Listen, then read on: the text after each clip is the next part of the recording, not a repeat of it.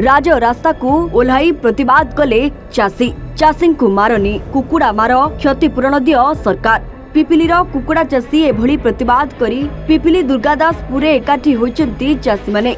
Block रो विभिन्न farm रे कुकुड़ा bird flu रे संक्रमित होइतबा बेले केवल पिपिलीर 23पुर पोडंग आबलपुर रायगढ़पुर जनार्दनपुर बालिगा ता सहित 54टी फार्म को चिन्हट करा जायछि।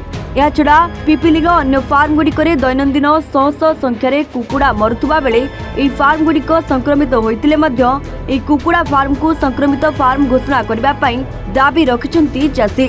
राज रास्ता को ओल्लेले कुकुड़ा चाषी जे प्रतिवाद करले सरकार तांको गुहारी सुनु नाती कि कब्जा करछि एवं गोटे पटे कहया गले कुकुड़ा एवं अंडा संपूर्ण रूपे बैन करछि सरकार। तेबे कुकुड़ा चाषी आज प्रतिवाद रही जे तांको सरकार तांको कथा सुनांती काहेकि रही प्रतिवाद सीधा सड़क आम आलोचना करबा। आम सहित सभापति आज्ञा आंदोलन करछु एथि पई हमर पशु संपद विभाग तरफ जो बर्ड फ्लू नहीं पिपिली अंचल को हॉटस्पॉट भाव में घोषणा करा जायछि एक कथा सत्य, किंतु पिपिली अंचल रे वर्तमान सुधा 200 रु अधिक पोल्ट्री फार्म संक्रमित एवं 200 रु अधिक फार्मर क्षतिग्रस्त, किंतु आबलपुर अंचल रे 54टी फार्म को नहीं प्राणी संपद विभाग काम छिंडे देकी पार पलैबा को बाहर। जदि संक्रमण द्वारा जनबसती प्रभावित होउथाए ताले जून मासरू आज जाए कुकुड़ा मरी चली पोल्ट्री फार्म मानकरे ताले तो जनबसती सब प्रभावित संक्रमित होइतबो।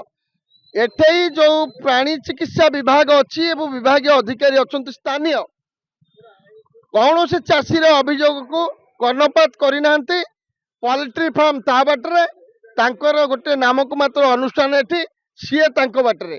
तेणुक आज किछि फार्म को लेकिरी जो तदंत करुछंती आंबे कहवा कथा पिपिली अंचल रे 200 फार्म संक्रमित ताकू तालिकाभुक्त करा जाऊ, जांच करा जाऊ, क्षतिग्रस्त चाषी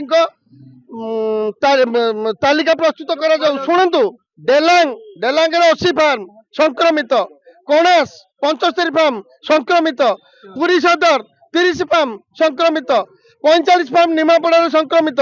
कुआड़ी की न जाई काहारी कथा को न शुणी एठे आबलपुर रे केवल होइछि सेठी काम छिंडी पळै बोली बारी 54टा फार्म से माने दर्शाइछंती। तबे 54टा फार्म केवल एही जगह रे अछि ना अन्य को जगह? 54टी फार्म तार जो आबलपुर रो 1 किलोमीटर व्यासार्ध भितर जो नैछंती कौन से फार्म रे कुकुड़ा नाही तदंत कोन करिवे का फार्म रे कुकुड़ा अछि का फार्म रे कुकुड़ा नाही एवं मोटे में किछि माने गुलछाटिया व्यापार भी करुछंती जार मोटे कुकुड़ा छड़ा ही नांती तांको फार्म भी लिस्ट करुछंती। तेणुक आम डिमांड करछु पिपिली अंचल रे, सत्यवादी अंचल रे, निमापड़ा अंचल रे, डेलांग अंचल रे जो जो फार्म संक्रमित होइछि जो माने क्षतिग्रस्त होइछन चाषी समस्त की तालिकाभुक्त करा जाऊ, सब फार्म विशोधन करा जाऊ, समस्त क्षतिपूरण दिया जाऊ।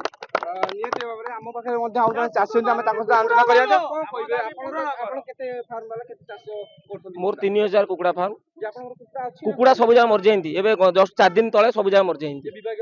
विभाग रे अधिकार कई जाय नथिले ना कई जाय नांती ना ना कई जाय ना नमूना संग्रह होतला आपण को एरिया रक्त ना ना आबलपुर रे के मात्र संक्रमण चिन्हट करिंती न लाउ कोठी जाय नांती माने। तबे आपण कोन आमे सरकार पाखरे एतिकी बता डिमांड करूछु हमर चाषी जो चाषी भाई मानकर जो मानकर जेति पूर्ण क्षति पूर्ण होइछि तारो गवर्नमेंट भरण पोषण करू। निहत भाव जदि कहवा केवल निर्दिष्ट 54टी फार्म को नहीं से बर्तमान फार्म को दर्शाई केवल से ही गोटे निर्दिष्ट जगार रही अभियोग जेहेतु पिपिली जेहेतु बर्ड फ्लू अंचल होती बर्ड फ्लू पाखापाखि पिपिली अंचल 200 रु अधिक फार्म रही किंतु केवल 54टा को दर्शाई जहाँ को लेकिन असंतोष सृष्टि होती आगामी दिन में सरकार या कौन पदक्षेप ने चाषी मान किभली भाव सहायता राशि मिलूँ देखा बाकी रहा। पूरी पिपिली प्रशांत मां रिपोर्ट A1 टीवी। पिपिली प्रशांत मारणा रिपोर्ट A1 ओडिशा।